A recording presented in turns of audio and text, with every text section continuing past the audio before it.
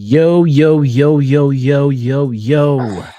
We are back again like we have never, ever left the YouTube streets. This is episode 72 of Who's Fighting Kam Gee LT. How's it going? Looks Good like you're morning. muted, Kam Gee. Oh, there you go. How's it going? Good morning. It's morning somewhere, right? It's Right, morning for real. somewhere. Back Greetings. from the ether. Back from the ether. Yeah. You were in the gulag somewhere, stuck. But hey, we made it this time. We back. Yes, sir. Fellas, how was your weekend? Before we dive into this weekend recap. Mine was a little relaxing, deal with some rain. Like a lot of people, I can't complain on my rain, but people of Jamaica, you are in our thoughts and prayers as we deal with this Category 5 hurricane. So, Wow. That's Go for you. on Yep. Thoughts and prayers. On a lighter note, I got some transplants in my garden started. So if you don't know, I'm a gardener farmer on the side. So we got some things going: kale, collard greens, cabbage. So hope to be eating good for the holidays. So excited about that. So I got Farmer that going. G. Yes, sir. Farmer Yes, G. sir. It's in my blood. Yeah. Me on the other hand, just daddy duties this weekend. Got to catch up on a few other things on my side projects. But mainly just watching a lot of combat sports, a lot of boxing, cut up with UFC 321. We'll talk about that. But yeah, it's been a great weekend, relaxed Sunday, and then we go again. Fellas, as we segue into the fights, do you have any news, anything to share, or should we just dive into these fights, what we just saw this Saturday?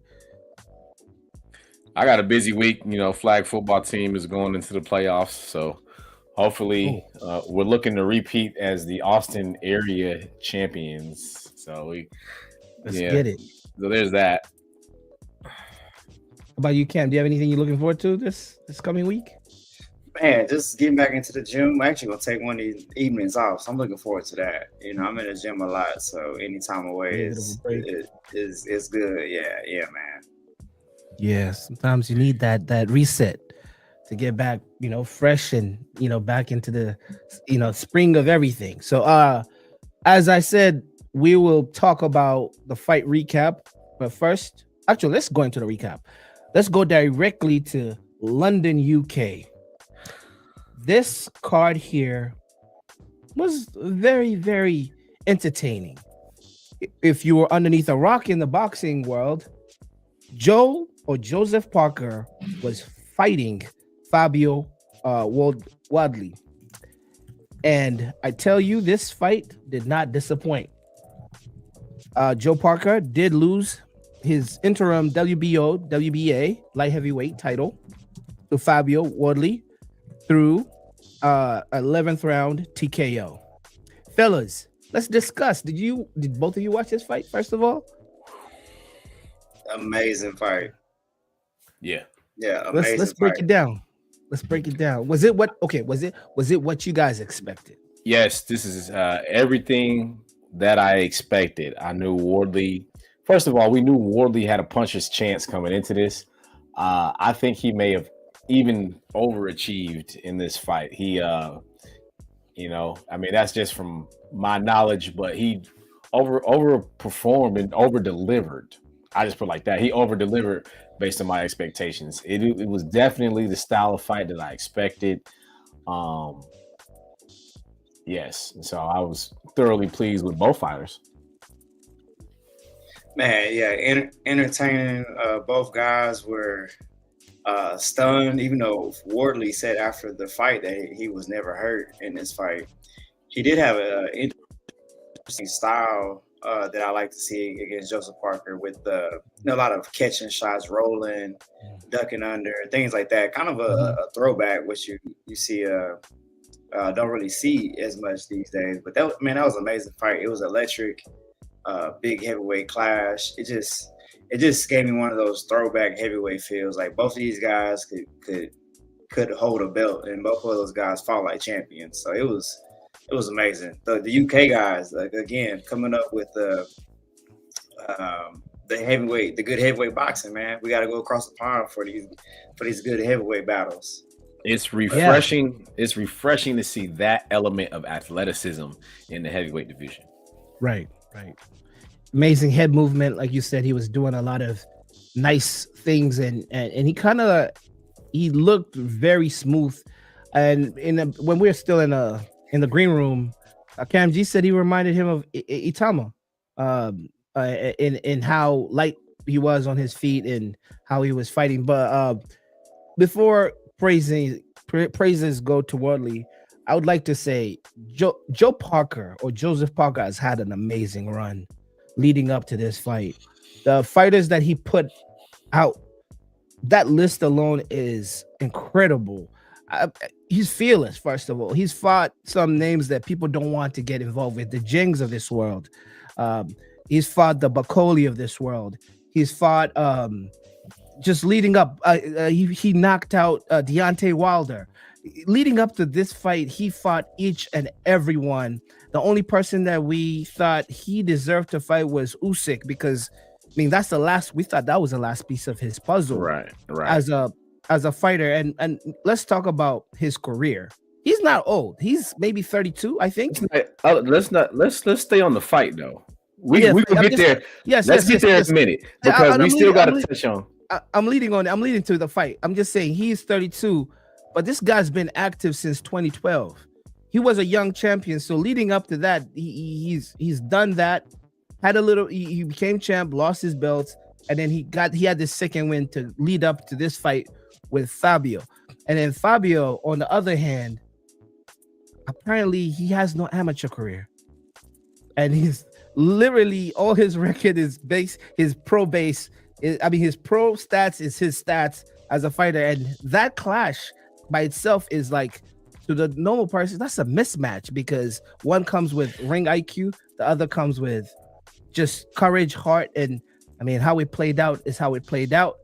But I want to add a different twist to this. Was the outcome fair? So okay, good. What was the score? How did you have it scored leading up to that point? Oof. Man, it was pretty even. It was pretty even, because I think the rounds that the telecast was given, I was given to Wardley, and then maybe the rounds that they were given to Parker, vice versa. I was kind of differing on some of what they were scoring, because I thought the telecast was giving Parker points for punches that weren't landing. Right, I thought Wardley did a great job of rolling with a lot of shots, and he displayed some great defense. But then after the fight, I was surprised to hear him say, he said, "No, I was never hurt in this fight." So maybe a little gas, but maybe that's what we were seeing. But I thought the fight was highly competitive. But at that point in the fight, I mean, it really was a coin flip. I thought going into round 10, I'm like, these they got to separate themselves here. Okay, and you're saying in that same vein, was it round 11 where it's so obviously Wardley did land the shot that hurt Parker in that round, and in the same token, on the flip side of that coin, Parker was evading and blocking a lot of what Wardley was sending at him in those waning moments of the fight. There was obviously he was in distress and in survival mode, but a lot of the onslaught that was being sent his way, it wasn't landing, and those that landed weren't landing flush. Was it fair? In the moment that it was stopped, I'm like, well, you let it go this long, at least let it end on a clean shot. Right. But Joseph Parker let it go that long. And we can visibly see that he was trying to let Wardley punch himself out. Hindsight, probably could have threw, 3 jabs over the course of that, however long that was. That's what it was. He wasn't returning.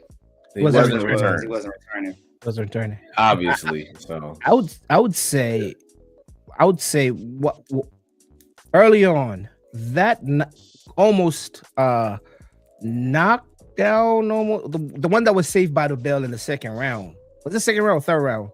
When Wardley put a barrage Mouthpiece. on Parker, and then the mouth exactly. Yep, there was a mouthpiece, and then there was the regroup, and it was ended by the bell. But I thought earlier on Wardley had moments, but later on Parker was building some momentum, and I'm surprised that some of those shots that Wardley took from Parker didn't knock him out. There was some shots where Wardley was putting himself in the fire just to get some counter punching going. But the dangerous shots, I think Wardley took most of the dangerous shots. While Parker, yes, did show he had a strong chin, but he was kind of like moving with the punches. It wasn't like there's one cross uppercut type combination sequence that Wardley threw. And I'm like, these are good punches. But did they really hit him hard? I mean, it was a barrage. If you go back to the punch stats, they had Wardley every time they updated us. They had Wardley landing more power shots. Yep. So, but then the thing is, during that sequence, if I went back and watched it, when Wardley did land, they were snapping Parker's head back. That's what the referee saw. He saw the punches that did land. Snapped his head back and he did not return. And he's also, it was one of those. In the moment, I didn't agree with the stoppage. Going back, I see why the referee did stop it. Yeah, right. I still don't necessarily agree, but I see why he did because of the non-answers and then the head snapping back in the process. The legal jargon would be the totality of circumstances. Right. Yeah, and he's considering early in the fight, right? He's considering that now he's at that point in the fight has been cut. And then we actually saw him going backwards for an extended period of time, which we did not see Parker go backwards extended periods, throughout that fight. So like I said, initially I thought it was questionable, but then going back and watching that sequence, I see why the referee did. It is at that point we were witnessing such a historic fight. He didn't want it to end, kind of in a gray area. But in a sport where you've seen the rope-a-dope, right? Yeah. How do you feel about that? Like, should the referee be more aware of what he's watching? I think like Kam Gee said it right. You have to account for the earlier rounds where Parker looked visibly hurt, and sometimes some fighters you have to protect them from themselves. Yes, when Ali was doing the rope-a-dope, we knew it was controlled. Ali knew the flow of the punches and the sequences being thrown, so he was dancing around them. In this case, Parker was not dancing. It was a barrage of punches being thrown at him, and he wasn't responsive. And something I learned about Parker is his threshold is better than most people. Like, some of those punches should have knocked him down, but he is one of those guys that, I don't know, he just won't fall. He won't fall, and eventually you got to think about the fighter's health if that's the case, because it was going to end bad. It's actually reminded me of how amazing of a coach Mark Braylon was to save Tyson Fury and Deontay Wilder when that towel was thrown in. That's a good coach. I wish that was done for my man Joseph Parker, but again, I don't know. Maybe he's conditioning amazing. Yeah, I think I thought he was hurt. I mean, that's the debate. Yes, a little bit, but he was coming back. I need to see the scorecard. Do we have the scorecard where the scores were at the time of the stoppage? Anticipated scorecard. I have to look through it. Do they not provide that in the UK? Because I'm not seeing it on BoxRec right now. According to my research. No, I think he was hurt. Obviously, he was hurt. But if you survive that long, I was like, he made it this far. Well, listen, let him take a punch. He was taking them. Let me see if I can. I don't have a scorecard on BoxRec because I was just curious to see where they had it at the time of the stoppage. Sometimes, and then, They don't. Also, it's the heavyweight division where they get away with. Not to say that it was in this fight, but they get away with, like, the rules are almost. I don't even know how to say it. This is just my interpretation. Is like they pick and choose what rules they want to enforce with the heavyweights, or it just depends on which referee is brave enough to step in between the two Goliaths. That's how I see it. So, yeah, hey, so the referee saw something that in real time that we didn't see. I mean, what we were not seeing, and because he was just right next to the action, and just watching the replay here and how his head was down. He was not robo-doping. Like this is not. Obviously that's the beginning though. That's the beginning. That's not the end where he stopped it. Right. This is typically one of those things where the referee, when he gives the pre-fight instructions, he'll explain when and when he will not stop a fight. So if they follow that protocol, then both fighters would have been aware that that was a possibility. Ooh. So that's just an awareness piece. Yeah. That sequence of he was tired as hell. They both was tired. So maybe the ref, maybe the ref seen a punch and he was like, "All right, that's the one I'm going to stop it." And he was like, "Okay, 3 more just went, but okay, now's a good time to step in." Man, because that's how friend of the show S3 got to stop. A couple weeks ago is didn't knock the guy down. The referee was like, "Man, that's enough. This guy's taking a beating." But did like the precision. I wanted to get the punch stats. A lot of people had Parker winning in rounds 6 through 9. Oh, because if I look at it, I'm gonna say the ref wanted to stop it where he puts his hand right. The first time he puts his hand on the rope, because he's thinking about it there. He's trying not to get hit. Exactly. Oh, I would say both fighters are in amazing shape. Even for big guys to be storing sequence like that, that punch sequence is tiring to even see. Let's just say, like, it's just stay in shape, and that's the 11th round. And I want to circle back too, because I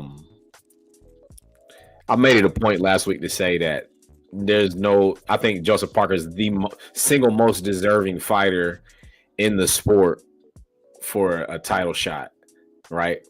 I made it a point to say that because in these instances where you have a fluke injury with Usyk, he's in line for the shot, and then now you throw in the wild card, Fabio Wardley, it just seems to always play out like this. Man, it's like you see it coming, and I mean that, like, because of the run, like because of that historical run that you just gave, Strap, even more deserving than David Benavidez. So yeah, Usyk is like always making that business trip to the UK, man. It's like he's been catching bodies in the UK, like. And now you go for what? Now I'd like to see the rematch. Yeah, because it's for that was for number 1 contention. Mm-hmm. It was a questionable stoppage, right. And it was arguably a close, even fight. Yeah. Yeah. How fast can we get them back in there? Yeah. It's seldom do you ever see a heavyweight come out of nowhere. And I'm not saying Fabio is people that are in boxing in the know who that is. But in all actuality, this is a fighter that just literally came out of nowhere to now stake claim. It's like, and that's why I respect even Joseph Parker even more, taking an unknown and putting them in the mix, because many of the time fighters like this you completely avoid because he has shown you samples of what he does. So I kind of respect Joe Parker for stepping up, and I think a sequel, a second fight would be much deserving for that, just because he stepped up and gave this guy a chance. I wonder if anybody even asked that. Is that a question that we only ask in America? The rematch clause?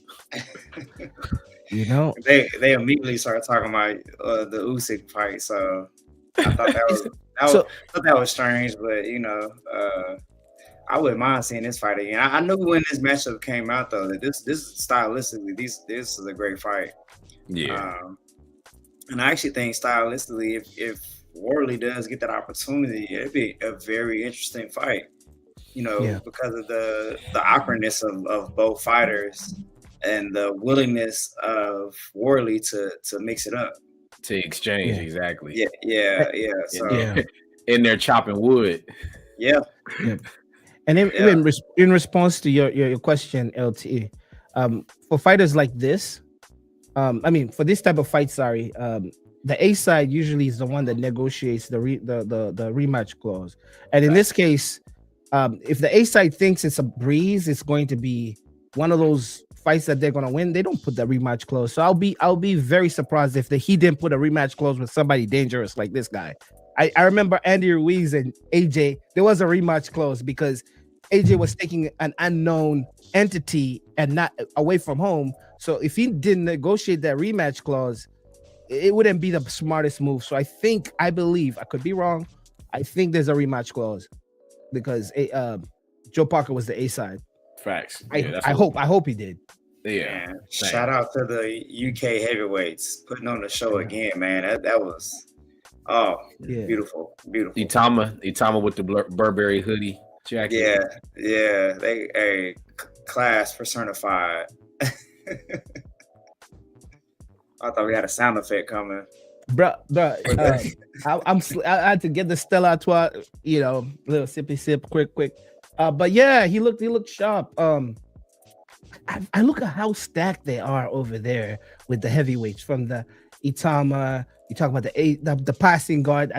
Fair to say, I don't want to be disrespectful, but the AJs, the Furies are all passing the old guard, and then these new people, and I'm like, damn, you still have people like Fabio, you still have people like Adelaide, you still have people like Okoli, you still have people like it's scary. That lineup is scary, man. Ajit Caballero. Is Caballero from the UK or is he German? He's German. He's German. But Europe in general, that talent pool over there is ridiculous. And I'm like, man, sometimes, as an American, you'd be like, must be nice, man. I remember when America used to have all the heavyweights.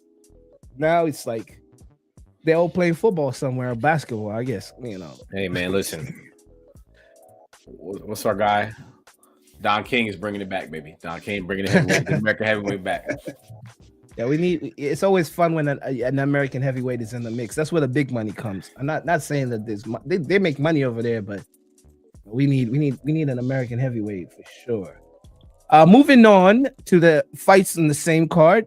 This is for the vacant IBO cruiserweight title.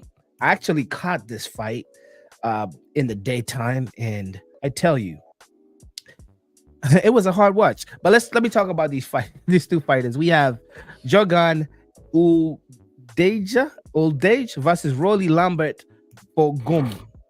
And this is for the vacant IBO cruiserweight title.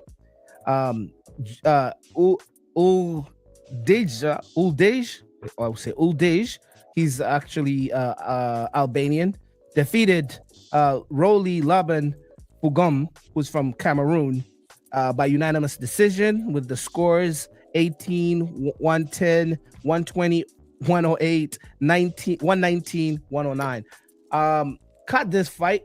It was a hard watch, I tell you.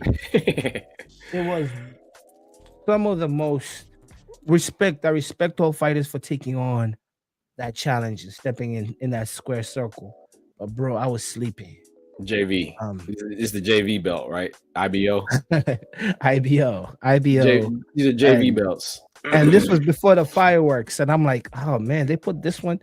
I like the fight before that, but hey, Salute to Uldeja for winning. Both fighters, I don't know who they are, but I noticed they both had their country's flags on their trunks. One of them had Albania, the other dude had Cameroon. I'm thinking Cameroon from whereabouts of France. Could be wrong, but Probably nevertheless, he had Cameroon. Moving on to a young fighter that I am excited about. He's being trained by Malik Scott. This is Ezra Taylor. He is a light heavyweight, very exciting. And he was fighting for the WBA Continental Gold. He was fighting Steed Woodell. And he won by TKO in the 10th round. Steed's corner threw in the towel to end the fight. Ezra Taylor, remember the name. He still knew that was his 13th fight, 9th KO. He's going to be someone to look at in the future.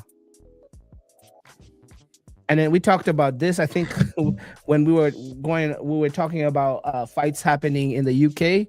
This is Royston Bernie Smith versus Danny. I will never forget this name. Quantamane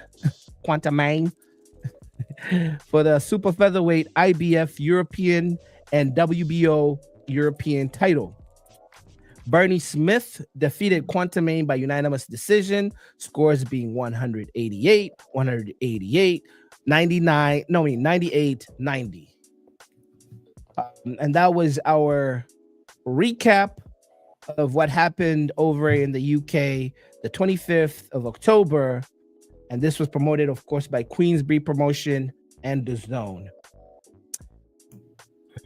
Did I miss anything? I think that's it for this coverage. We hit the bulk of it on the opening bell. All right. All right.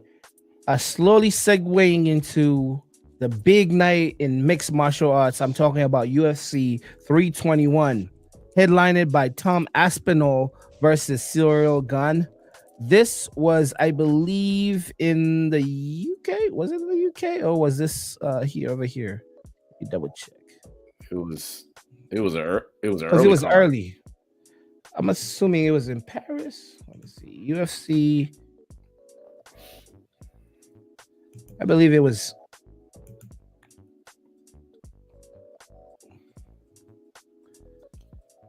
But anyways, let's start with the main card. I think this was in the UK. Oh, never mind. It was in Abu Dhabi. It was in Abu Dhabi. Ooh. So this is all the way in Abu Dhabi, and they had it in the Etihad Arena over in United Emirates, Abu Dhabi. So that's why it makes sense. That's why it was super early. Let's talk about the main card. We have, like I said, it's being headlined by Tom Aspinall and Ciryl Gane for the UFC Heavyweight Championship. Unfortunately, this was ended with an eye poke in the first round that led to a no contest. Let me double check this. I thought it was a different. Yeah, it was first round, 4 minutes. 4 minutes and 35 seconds in the first round. Watching this fight, I was anticipating, first of all, because I wanted to see how Tom Aspinall handles another heavyweight champion. My take on this was Ciryl was not what Aspinall thought he was, because Aspinall has been running through his opponents, knocking out everybody left and right. Ciryl proved to be a tougher opponent than most of his fighters that he has fought, or most of the fighters that he has fought. And then the infamous eye poke happens. Upon assessment, it was an accidental eye poke, by the way. It's nothing malicious. Sometimes, like that's why the UFC gloves, they fold them a little bit, but sometimes when they're just too tight, they it's hard to it's not like a boxing thing that keeps your hands. So the eye poke sometimes happens because your fingers stick out. The UFC boxing gloves. The team does an assessment. Tom takes it to himself that he cannot continue. This decision by itself sparks controversy all over social media because we've seen this happen in multiple forms of mixed martial arts where fighters get poked in the eye, get hit in the groin, get things that can either take some time, and sometimes it's an eye poke that you cannot recover. Some people see double vision. I mean, double vision would do you horrible because you're seeing multiple visions, so you lose your target if you're trying to fight. It's happened. I don't know if there's how often is eye poking in like football. It happens in rugby. Rare. It's happened in rugby, but Rare. usually you don't tackle somebody's head. But know like what? if you're in a scrum, yeah, you're like, oh, I've never seen. You get some grease. Right. In boxing, whenever I see fights stopped based on doctor's assessment, they do the famous follow my finger. How many things do you see? Or when it's a cut that is now going into dangerous territories where it's expanding. What other times have you seen fights stopped from just an eye injury? Well, I can tell you for certain, we know that like John Jones was infamous with using the hand as a ruler. So he was notorious for it. But as far as stoppages go, I can't remember one that was stopped due to John doing it. But there is precedent there, right? There is. It happens. It's just that usually I see people shaking it off where the referee, shuts the clock, everything stops, going to the corner, going to your side. It's like when somebody hits you, take a deep breath, and then come back. This was a championship fight. I've seen people fight with broken toes on championship fights. I've seen people fighting with where they after a championship fight, they're immediately taken via ambulance to the ER, because they're in so much pain. People give their last gas or whatever they have, they bust a lung in there for a championship fight. It's one of those things that you just don't randomly get into. I mean, yeah, Aspinall he can because he's a high level fighter. He'll have many chances of fighting in a championship fight. But to the average person, they're like, hey, this is my World Cup. This is my Super Bowl. I'm going to play injured. I'm going to do this. I'm going to wrap it up. I'm going to get a quarter, what they call it, that injection, the pain thing. Oh, I'm going to, like cortisone. Or who else fought with a broken hand? Like Mayweather used to double wrap because his hands were broken, but he was a prize fighter. That's how he paid his bills. People fought with famous Mike Tyson. He had a spinal injury. He had a broken back. I broke my back. I broke my back. With all those things all those factors put into this conversation. You called it quits because of an eye poke, and they did an assessment today. There isn't serious damage to the eye, according to the doctors over there in Abu Dhabi. He's gonna get assessed again in the UK. By the initial assessment, can you see that? Serious. Oh, did you say what? Can I see it? On my screen? Can you see the eye poke or no? I'm trying to. No. Oh, you have to hit present, and then go to your share screen. Yeah, and with all those factors, this is a big. It's not no UFC Apex. This is people and companies and fans and other fighters looking at you as the cash cow. You're gonna be the premier fight of the night, and that is what stops the fight. I'm like, my man, I'm not a fighter, and I understand that this is unfamiliar territory for me, but I've seen Badu Jack almost lose an eye. I've seen Badu Jack have his head split open. I've seen so many nasty things where I've seen Tyson Fury fight with one eye when he fought the big German dude. I forgot his name. Remember that fight where he was, running and hiding throughout the whole fight because his eye was messed up. We've seen this, but a big fight, headline fight, heavyweight championship title fight, and you made it a no contest because of an accident. I don't know, fellas, what do you think? Am I doing too much? Because I'm not a UFC fighter, so I'm just yapping. Man, getting poked in the eye is awful.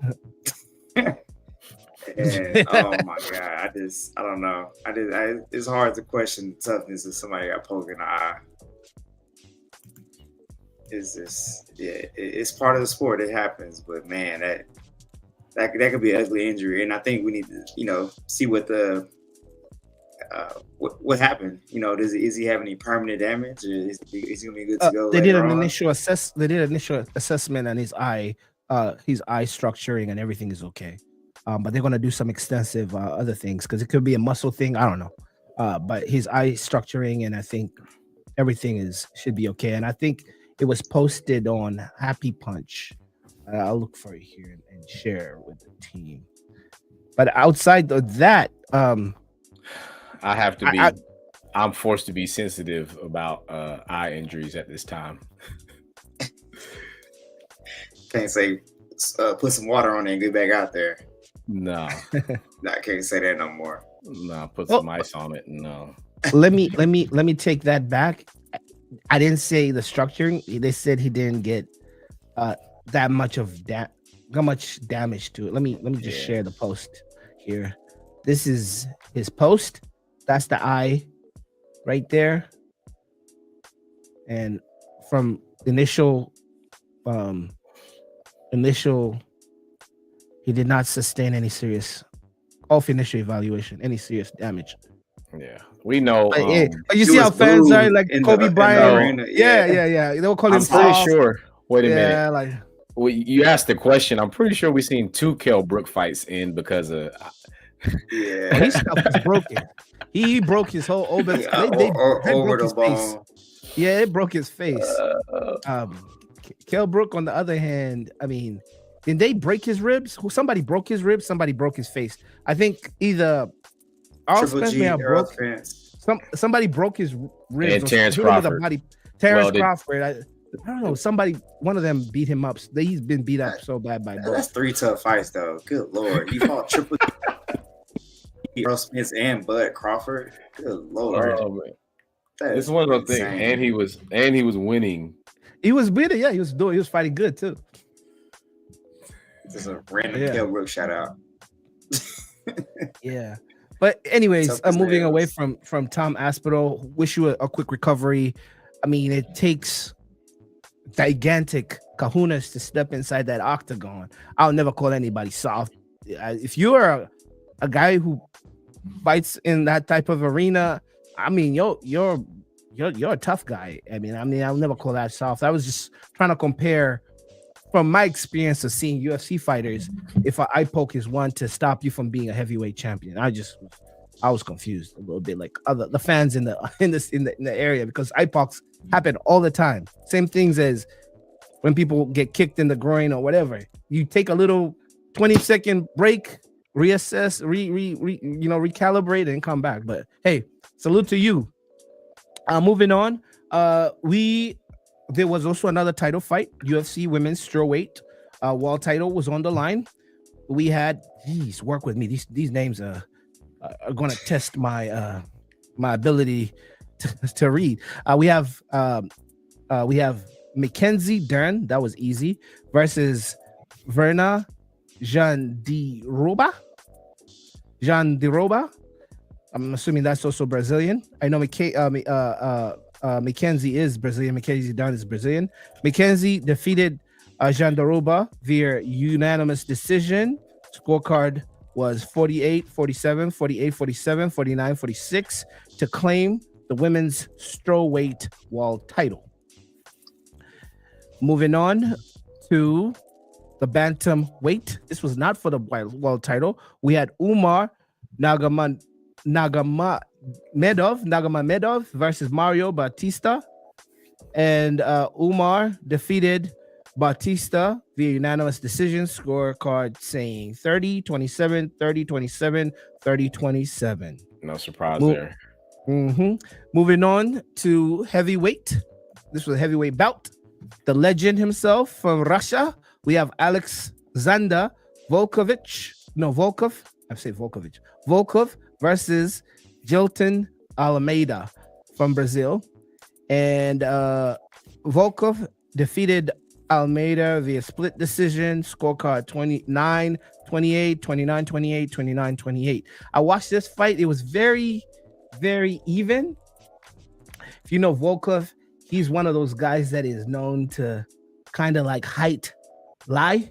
He's listed as 6'6", but he's actually 6'9", and that's like his technique. Surprise! Yeah, and I think it was Tom Go gadget arm. Yeah, that kind of put him out there saying, "Dude, I'm this height. You're not that height." But he's actually 6'9", but he's been fighting for a long time in the UFC. Since I can remember, he's been in the UFC. He's been part of that list of the heavyweight fighters. And he's fought some big names from Lewis to he's done his rotations. I can't even say all the fighters that he's fought. Moving on to the light heavyweight division. Oh, these names. Azmat Marzakhanov versus Alexander Rakic. If I say that right. Azmov defeated Rakic. I'm gonna go with Rakic. Rakic. He has the accent. Rakic. Say it again. Rakic. Okay. Azmat defeated Rakic or Alexander in the first round by TKO punch, minute 3:11. And that was our dyslexic UFC recap. Gotta love the CFU. But I'll tell you this: the CFU is very. I love that we. That's one thing I know when you made it. Like I struggled with say Atetakombo, and then he became so good that you had to learn his name. And that's what I think the UFC has done to me with these Eastern European names. You better learn how to say Nurmagomedov. That's how I'm like those names. It's like you have double syllables. Like it's just to have to say that. I'm not used to having a Z in the middle of the name. You mean like Mike Krzyzewski? Oh my gosh, that I wouldn't want to, bro. You don't want me on a spelling bee for names. I could. And the funny thing is, I have a weird name too. If you know my last name. But moving on. His name is Strap and Kolba, and Yuji's what he's repping. All right, there you go. Hey. So, as you've known, that yesterday some announcements came out of some fights happening here in the near future. One of those fights we have Osheki Foster versus Stephen Coolboy Felton. Fellas, what do you think about this one? Let me tell you, this is my early Christmas present, literally, because it has been moved to December 6th, and it was the ultimate decision maker for me that I would spend an embarrassing amount of money to sit very close to the ring on December 6th in Frostbank Arena. So I like this. I like this matchup because I like Osheki, but I've not been seeing him fight like the bigger names. So this 130 for the WBC. Did you know? He was a Texas guy? Oh, I think his last fight he had some in his trunks or something like that. I didn't know that initially though. I seen the interview, and is it from Houston? Don't get me wrong. He might be from Funky Town. Don't get me wrong though. But that's fine. Yeah. That's probably why he was on that card with Ortiz. I did see an interview where I learned he was a Texas guy. I thought he was for whatever reason, I thought he was like a Jersey guy or something. Houston. I thought he was a Jersey guy for whatever reason. But No, He's he's a coming up a long layoff. Yeah, he's a naturally small guy. Did he cut his hair? I think he still has his locks. we haven't seen him since November 2nd of last year. The one of the main takeaways I seen was in that last fight, like they taped his locks together so it looked like Predator, Alien vs Predator type, but they kept coming over his shoulder and he kept whipping them back. So you can't have them type of distractions against Stephen Fulton. No, not at all. Another thing. Another thing. Shaky. I think he's a naturally smaller guy. Fulton said he goes up to once in the 160s. We just seen that. Fulton used to fight at 122 too, right? He fought at 122 when he fought Inoue. 122, 126.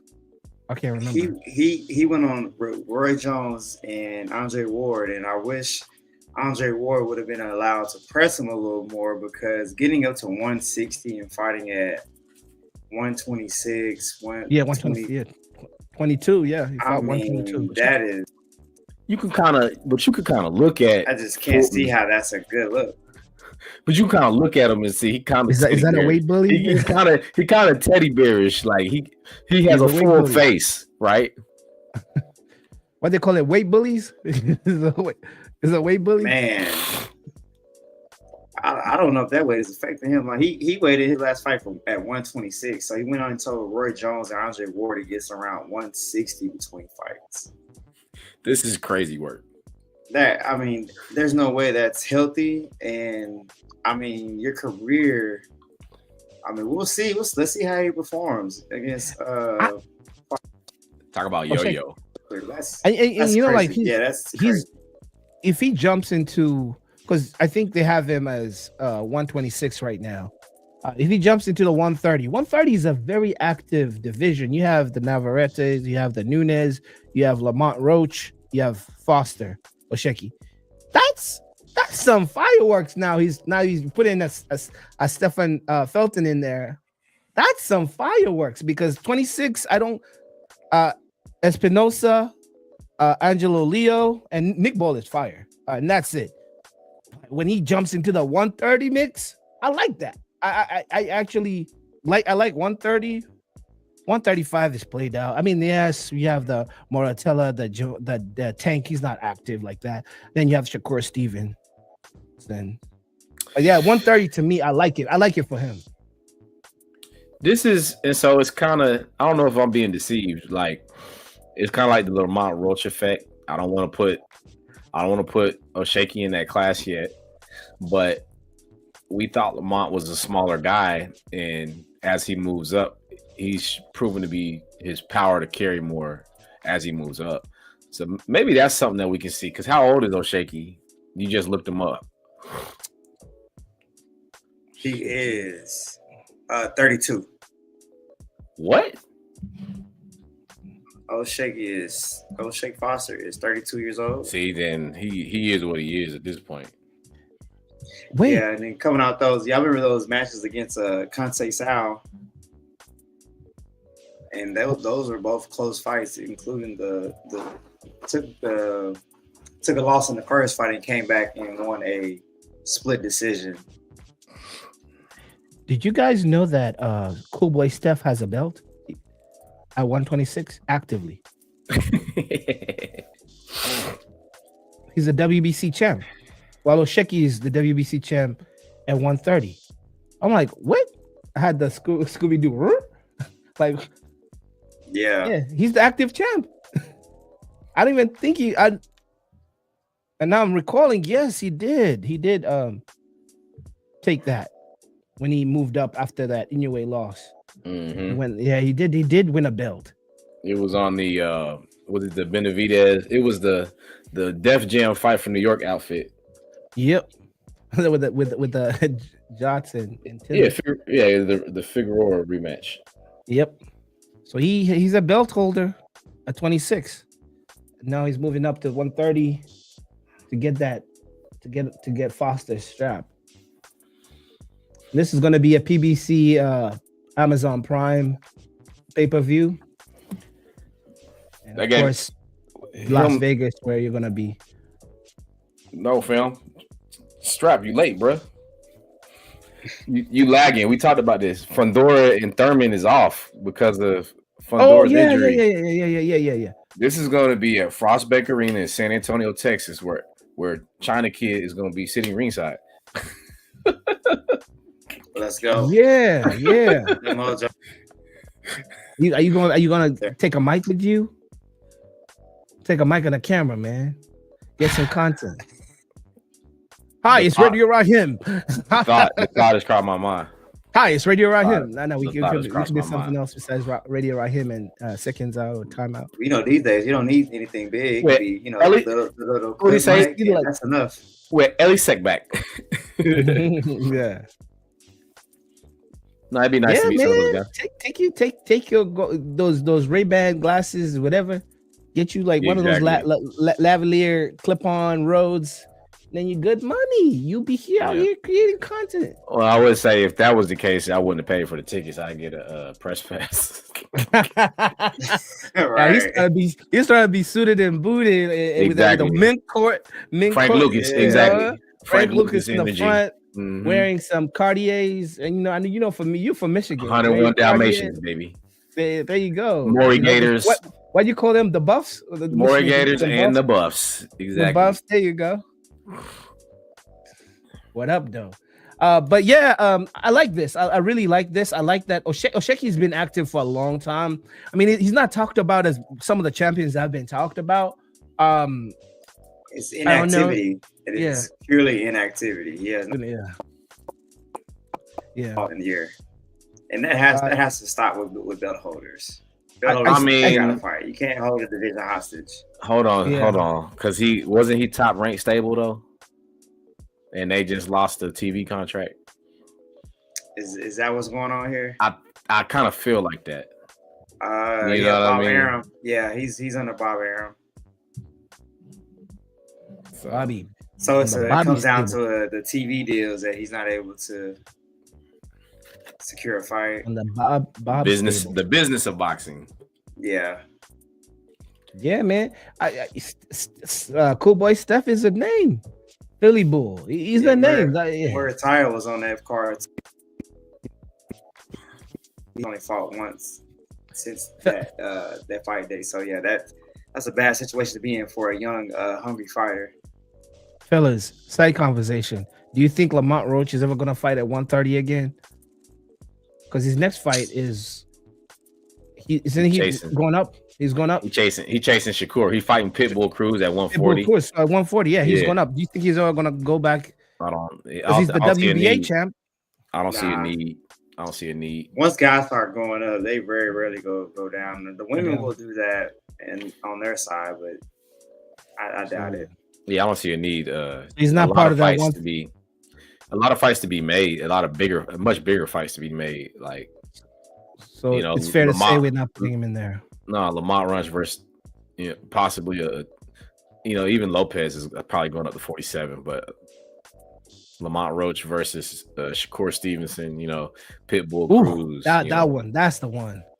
Shakur Stevenson, Lamont, that is the one right there. That's the one. Because I still think Shakur, not just what Lamont Roach showed us with Tank. I don't know. Sometimes styles makes fight. I think Lamont is going to be a good measuring stick of what Shakur and Tank would look like, because Lamont and Tank kind of fought. They were like Spider-Man looking at each other. They were like fighting a bit similar. Although Tank kind of, I mean, of course, they've been. Speaking of going up to 160, y'all heard that that's where Tank wants to fight Jake Paul? Yeah, I heard. Really? Tank wants to be 160, and Jake is going to be what, 180 or 190? 195. So Jake Paul agreed to 195, but Tank wanted him at 190. That was the agreement. All right. From one Texas dude to another Texas dude. Unfortunately, our Kid Austin is got injured. I don't know what the extent of the injury is. Apparently, it's a wrist injury, so he cancels his fight that was scheduled for the 8th of November versus Jojo Diaz. What's moving forward after that has not been announced, but it's kind of sad. I gotta wish. So they said like the doctor said 2 to 3 weeks. I think Jojo will fight on that card. He'll fight a replacement opponent. And Floyd is waiting for a title shot at the top of next year, I think is what he said. Bringing it back to Kid Austin. Having some bad luck in camp, though. Yeah, man. High-profile fights, not being able to follow through.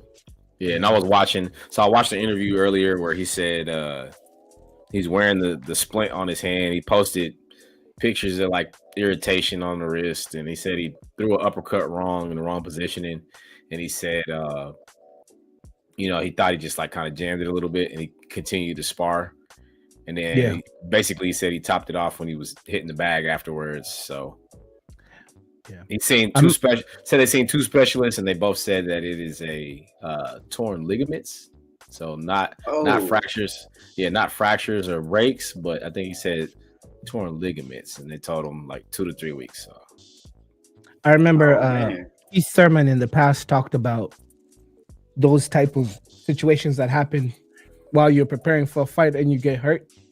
It's the worst thing ever because Keith said you start to owe money before even you get paid, like from the trainers, all sorts of stuff, the people making your outfit for that day with specific promoters for that day, and you're not sure if those promoters are going to be the same guys for the next fight. So you're sewing that stuff onto you. Like he said how frustrating, because it happened to Keith like 3 or 4 times in his career, and he was like, you're spending this amount of money thinking, well, payday is going to be when the fight happens, and now you're hurt. Now you got medical bills, and they don't have like insurance like that, like as boxers, like like company insurance, like and I was like, damn, that sucks. That's why I felt bad for like a Kid Austin, because this is the second time a potential payday is being pushed because of an injury or a sickness. So just hopefully he could recover fast and hop in that ring, because his last showing was so spectacular that I kind of want to see him. And I respect to Jojo Diaz, that's a very worthy opponent, but I kind of want to see him with some of the big boys. Like he's been, I want to see him with Shakur, like the initially what we thought, but after that showing, I don't even think Shakur wants to fight a guy like that, so because he showed us that, bro, it's not the hype, it's real. It's not hype, it's real. So hopefully he gets better, and what his dad was saying is comes to fruition, him being one of the greatest of his generation, like his father speaks. So respect to Kid Austin and quick recovery. Okay, fight announcements. So as you know, in boxing, usually the end of the year, it's like fireworks. I always asked myself, why is like December 26th called Boxing Day? Apparently in the past, that's when a lot of fights would occur. After Christmas, there was a thing called Boxing Day, so like big prize fights would happen back in the day. But anyways, I digress. December 13th, trilogy is going to happen. We have Derek Chisora versus Dylan White. Fellas, are you excited about this clash? I like it. Shoot, they two fighters in about the same stage of their career, and they can both retire afterwards. So it's like it's a door present, like farewell. Collect that check and ride off into the sunset. Exactly. It's a farewell fight. I think this is a car crash waiting to happen, meaning we saw what White did, what Moses Itamu did to him in that first round. White should not fight again. He's war and tone, like he is on that last. Chisora's been fighting good though. Chisora's been picking up. Chisora is on his Joe Parker. While Dylan White has been destroyed in the first round by Fury, destroyed in the first round by Young Bull, and whatever Moses Itamu did to him was so bad. It was really bad. Itamu annihilated him. Itamu annihilated White. I don't want to see him fight another slugfest with the. I just sometimes fighters are the last people to know that you got to retire. And I think I might over exaggerate. Do you think he still got something in this tank to fight a Chisora who knows nothing than to step on that gas?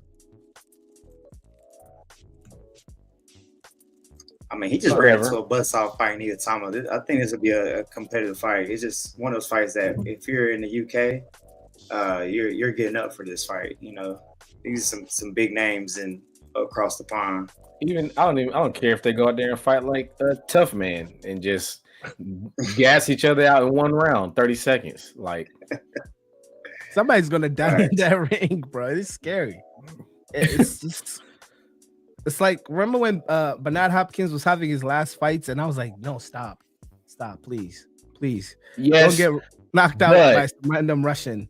Exactly, but these are two guys that are the same stage of their career, so yeah, I'm all for it. If it's not the Itamu fight was like we knew that was coming. Yeah, he was playing the gate role in that fight. We just didn't expect it to go how it did. Well, I'll watch it. I'm not excited, but I'll watch it because we saw what happened with Pacquiao. I was worried. Like it was just tense. And I'm like, damn, I hope I don't see a car crash. And freaking Pacquiao came out with flying colors, just doing what Pacquiao does. We'll be December 13th. We'll be well into NBA season at that point. Right. Moving on to another car wreck to happen. This is actually going to happen in a few weeks from now, November 14th. You got a sound effect for this one? United States. Hold on, let me before even I may have a sound effect for this one in particular if I can find it. Oh my god. I'm working with two screens here. Does this sound like the expressway behind me? Let's see. What do we have here? Let me see on. And I don't got a car. Wait. We got explosion. I don't think we got a car wreck here, but give it a shot. We'll find another one. Florida man. Yeah. Florida. This is a very Florida man fight right here. This is haram. Haram in Arabic means evil, bad. So let me try this. This is similar to this sound right here.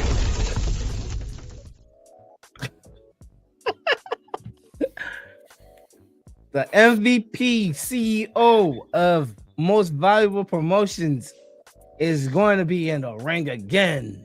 Miami, November 14th. And now they're adding extra stuff to this.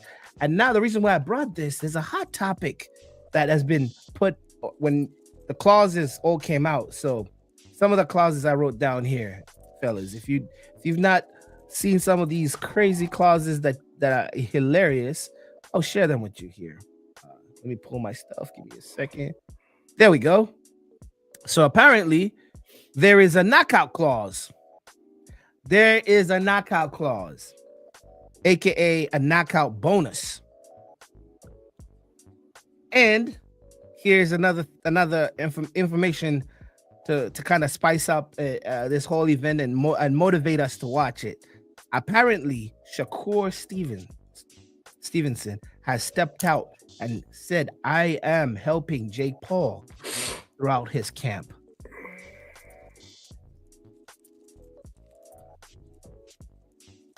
Ruminate on that. There's a knockout or a fight knockout bonus and a clause. And Shakur Stevenson is the workout buddy training partner with Jake Paul.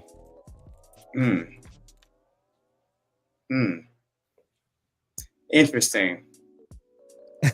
Very interesting. Does that make you want to watch this more? No. No. So somebody has to be motivated to knock out the other to get that bag. Been put in there. I don't know how much it is, but there's a clause now. Yeah, this is turning into like some. It's very WWF. Speaking, showing my age there. Yep. Esque with the storyline, and then you're adding, special guests, and it'd probably be a special referee.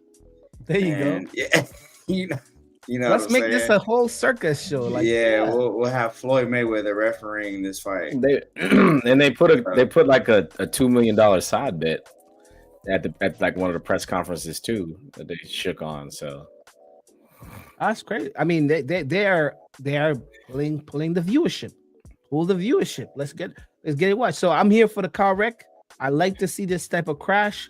It's one of those things that you don't want to see, but you can't help but look away until you hear that. I think, but I mean, at this point, I think Tank's winning the mind games. Yeah. Yeah. I think Tank's winning the mind game. Tank came out and pushed Jake out the gate. So yeah. I've noticed Tank kind of like tapping Jake. I don't know what he's doing. Maybe he's trying to fit like some weird tap, that fighters do before. Like, I always thought like that's like them trying to see like, because I know some fighters do the whole range thing where they put their hand and like try to see how, the whole thing that you see fighters do that on the face-ups where they put their hand and like try to see what range and stuff like that. They do some weird mind games during those face-ups that they do throughout the presses, but I don't know. I think this is going to be comedy. I think this is going to not be very real. If it's going to be real, somebody in Miami needs to be arrested for sanctioning this. You're risking a lawsuit by questioning the validity. Yeah, I mean, I'm just saying. I think I don't know. I'm not saying it's a fact. Right. Same. Yeah, I don't know. I do not know. I do not know. I do not know. I'm gonna watch it. I'm gonna still use my Netflix subscription, which I pay for to watch it.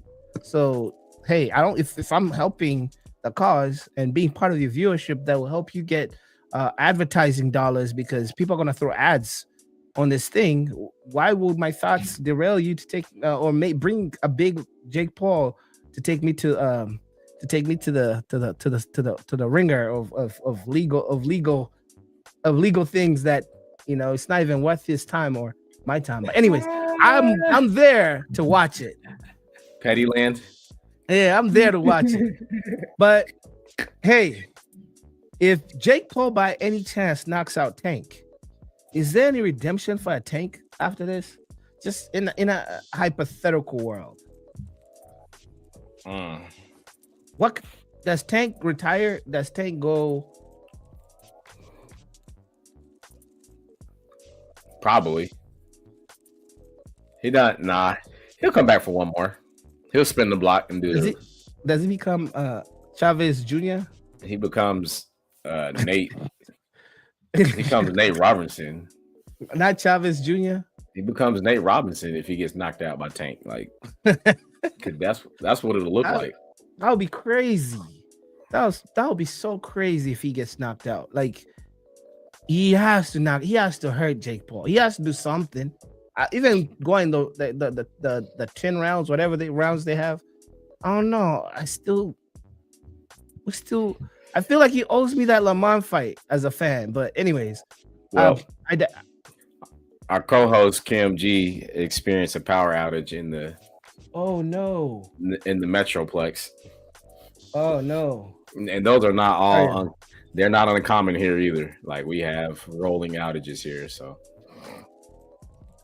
yeah, man, Kam Gee, we're here holding it down. Moving on. One of your favorites, man. One of your favorites, Tim Tszyu. He cleared out his whole training crew. Did you hear about that? I'm not hearing about that. No.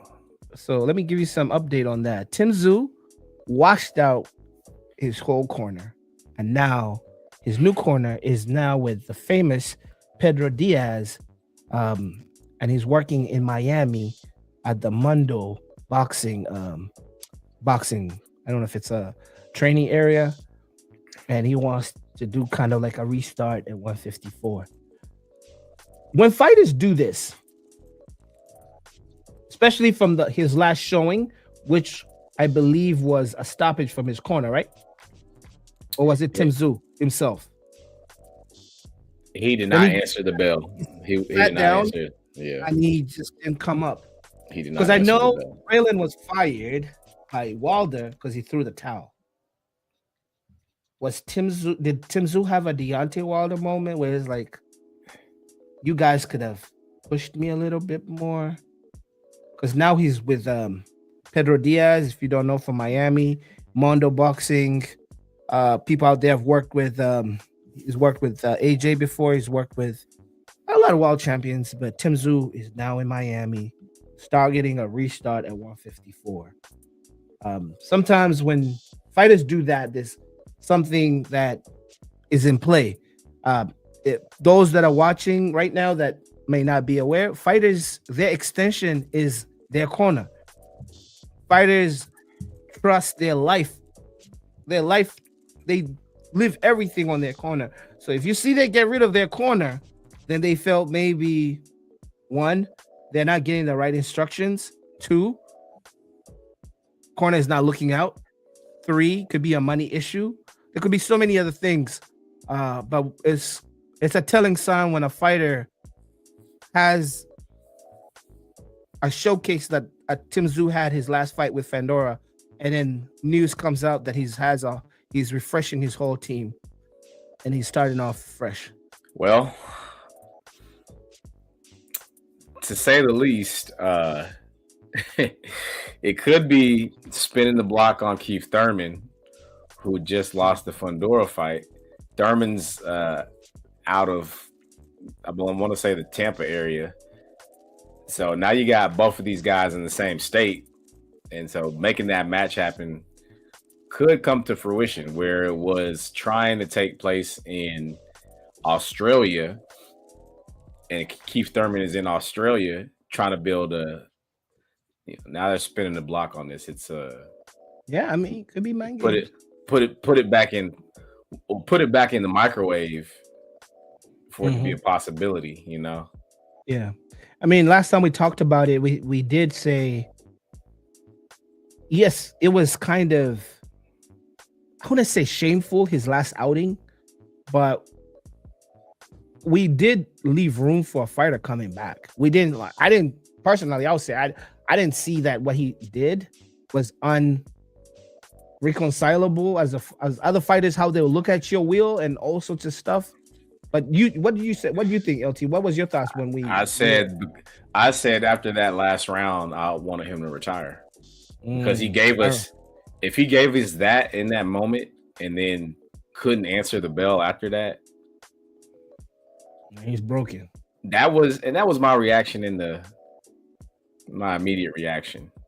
I mean, I think I felt the same sentiment because it was recency bias and the fact that he had it was a sixth round. He had such a good sixth round that he didn't stand up for the seventh.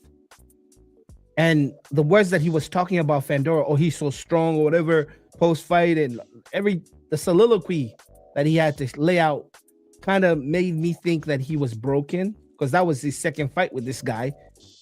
And dude, he just could not figure him out. But he had a good sixth round. We thought this is his only way. You still have other 6 rounds to go. I mean, you know, you have some more rounds to go. You could catch up. You had a good 6th round. But anyways, not living in the past. He did not get up to go fight, and we had our feelings and sentiment to how we felt about that. But if it's a corners thing, I also understand it. Deontay Wilder did it. So marginal success with a new coach. We'll see if it works out for him. I think he's still a hell of a fighter. So, yeah. Moving on to the NOLA. And this is just a side little conversation because of the recent events. Gag topic here. Yeah. We had the Soldiers clash it out versus the Cash Money. You know, Cash Money Records versus No Limit Soldiers versus, and this was a nostalgia battle was a beautiful thing to see New Orleans coming out. It's good to see people from the yesteryear who made hits for my high school days, for my equivalent to Our formidable years. yeah, the days when you know when mixtapes were just being dropped every 2 seconds. You blink, there's always a No Limit Records mixtape being dropped, and then you remember days of The Block Is Hot, you know, and the Hot Boys and the Big Timers, and and you feel like, man, it was a good time back in the day. Did anybody say, you brought this up, and now you got me thinking, did anybody say the year beyond Juvie? Was Juvie the last one? Was he the last of the Mohicans taking over for the 99 and the 2000s? I think that was a whole era in hip hop where they used to talk about the year. I remember like I believe Biggie and them used to talk about Wu-Tang used to talk about 9-5. No. Before a song starts. After that, rappers don't talk about the dates. They don't talk about the year that they this is for, it's 1995.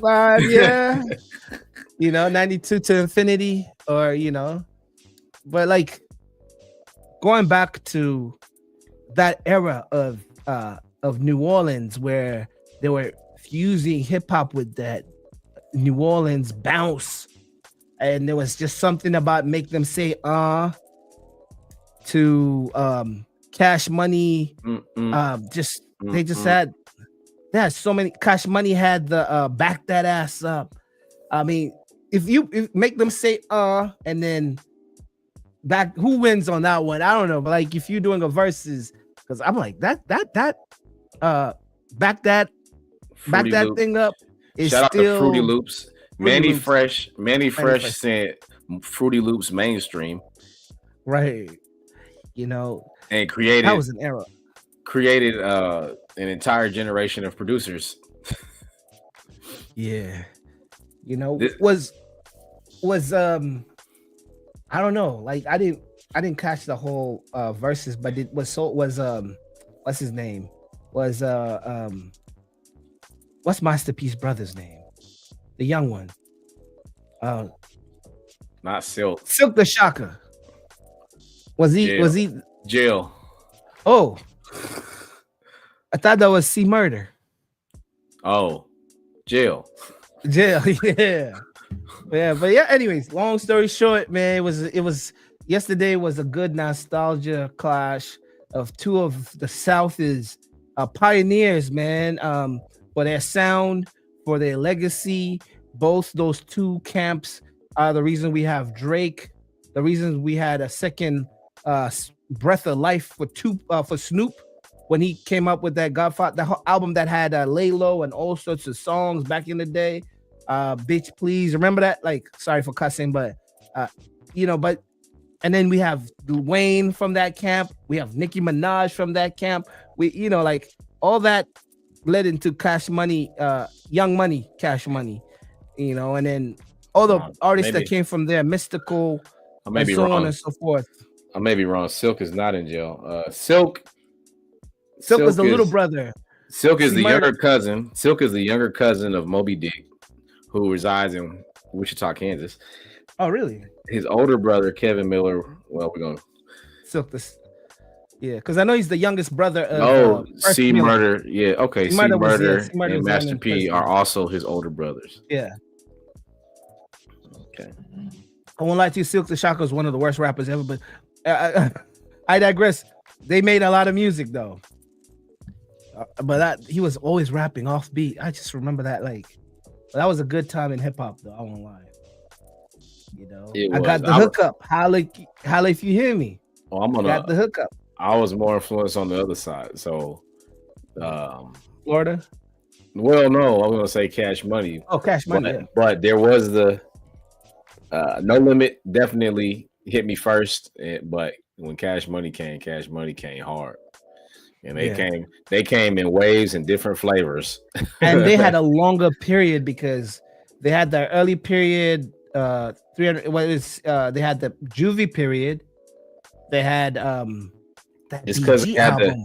It's because they had the sub clicks. Yeah, So it was very Wu-Tang-ish when they had the sub clicks because you had the label Cash Money, then you had the big timers, the Hot Boys. So they had just the different offshoots that they did.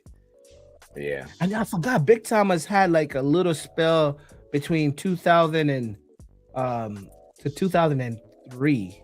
So they had like their albums they were putting out, and him, Money Fresh, and Brian Baby, Birdman. Back in the day, we never used to call him Birdman. It was Brian Baby, Brian Baby Williams, or whatever they called him back in the day. Stunner. I don't know. He had so many names: Stunner, Birdman, Brian Baby Miller. On dubs. Yeah, man, it's an era, and amazingly, they created one of the biggest artists of all time, and Drake came from a subsidiary of that camp. That's why I think you gotta put respect on it. Like you gotta put respect on Cash Money because of how it evolved and what it is over the time. It's still relevant till today. But I will say, No Limit had a time where they made so much money in music. They put out so many albums. They made movies. They did so many things that were great for the culture. Entrepreneurism, the entrepreneur spirit. Yes, man. Salute to Percy Miller, Master P, for that. He's a pioneer. Jay Prince from Texas is a pioneer. Uncle Luke from Miami, Berwick County. Is he from Berwick? I think he is from Berwick, right? Liberty City. Yeah, I think it's Berwick. Well, hold on. Kind of. Anyway.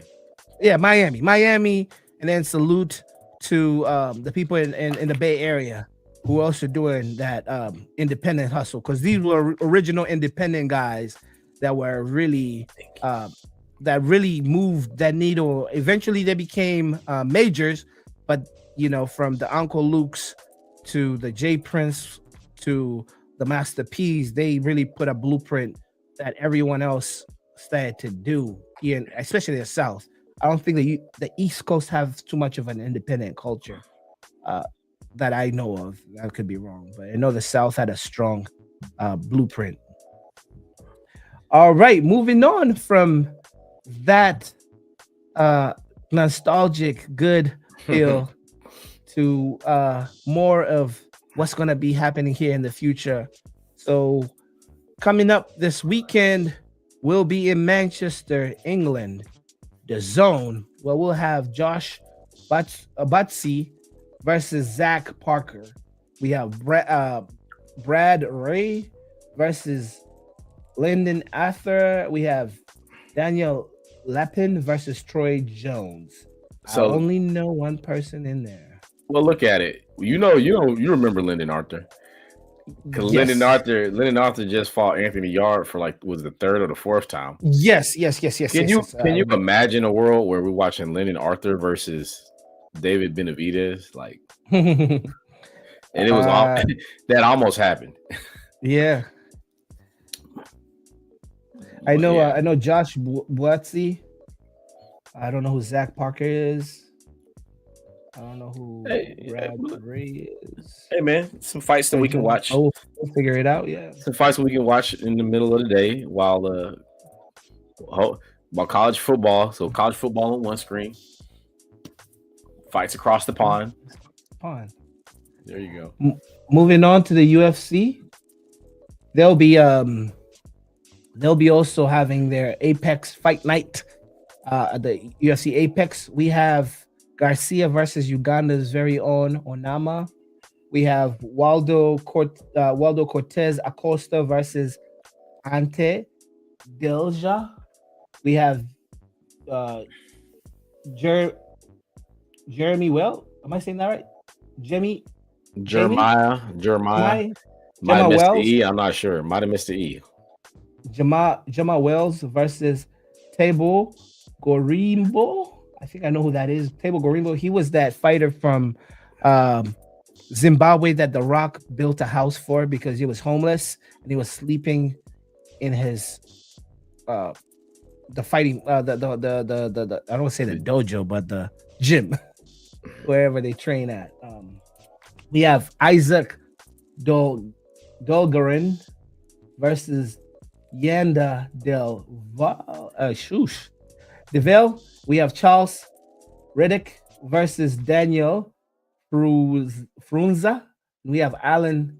Jeez, his names. Yeah, that name right there. Nascimento versus Rafael Estevam. And I'm assuming a lot of these fighters are on the come up. I know Onama is from Kansas City. He's been fighting in the UFC proven grounds. I think UFC Ultimate Fighter type, and he's slowly coming up into the rankings. But he's still a fairly unknown fighter, but is on the UFC roster. Moving on to, and I know we won't go into depth because we'll cover these. But moving on to the week after, we'll be in Dallas, Fort Worth for, I don't know if he's Dallas or he's a Fort Worth guy, Virgil Ortiz versus Erickson Lubin. This one is going to be nice. Erickson Lubin, his style versus a Virgil Ortiz who has been highly talked about in this time and day. Everybody wants a piece of Virgil Ortiz, whether it's Boots, whether it's who else is I've heard bring up Virgil Ortiz. Quite a number of people have been bringing up Virgil Ortiz because he's just an exciting fighter. Yeah. So this is going to be happening November 8th for the WBC Junior Middleweight. Says he's from Grand Prairie. Grand Prairie. Okay. For some reason, I thought it was Dallas, but okay. Yeah. With last fight, he won a unanimous decision against Israel Madrimov. Mm-hmm. Had a majority decision before that against Sergey Bohachuk. Yep. Knocked out Thomas Delorme. So, yeah. Although he did struggle with Bohachuk, he's got names on the resume.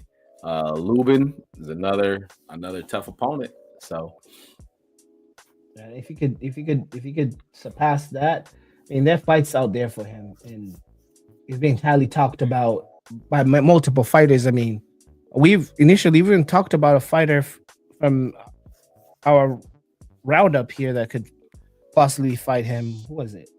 Losing my thoughts here with who we talked about earlier. That Keith Thurman? 54, yeah. Was it Keith? Yeah, it could be Keith. Anybody. I mean, he's a noteworthy opponent. Boots. Yeah. Boots wants that. Zoo. Yeah, Tim Zoo. Yeah.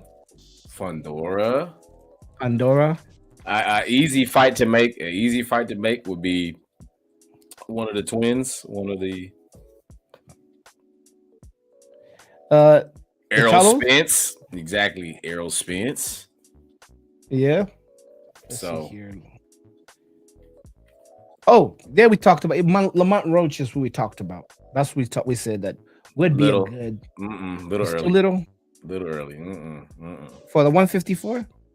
No, not yet. I mean, yeah. Zayas? Yes. Where's he at right now? Zayas is junior middleweight. Yeah, that's one. Zayas. You have Fandora. We already talked about Bahram. Yeah. Bahram. Mario Barrios. Now, do you want to see Mario Barrios fight after Mario Barrios the last? Yeah. At 54? Yeah. I mean, Mario Barrios would have to go up a little bit. I want to see him fight the other guys at 47. Let's put it like that. Yeah. Fight the other guys at 47. Yeah. But, I mean, after Pacquiao versus Barrios, does he stalk? Kind of, His name, he fought. That's the most popular fighter he's fought. He fought Tank, and then now he fought Pacquiao. Like, yeah, both of those guys on your resume is crazy. Yeah. in the same decade, you fought Tank and Pacquiao within a span of 5 years. And you fought Tank first. Right. Yeah. Oh, man. Bahram would be, but people don't want to fight Bahram. Oh man. Nobody wants to fight Bahram. And he's got Thurman on the resume. Yeah, he does. So Barrio, man, listen, Barrios, man. Yep. Put some respect on his name. Yep. Beat your unanimous decision against Ugas. Yep. Put some respect on his name. I respect. He has a record, man. 33 fights, 29 wins, only 2 losses, and he's lost to some legit people. So, yeah, respect. You know, he's only lost to Tank and Thurman. When was that last fight? What's the date on there? July 19th was his last fight. June, July, August, September, October, November, December. Hey man, put him on the San Antonio card. What's up?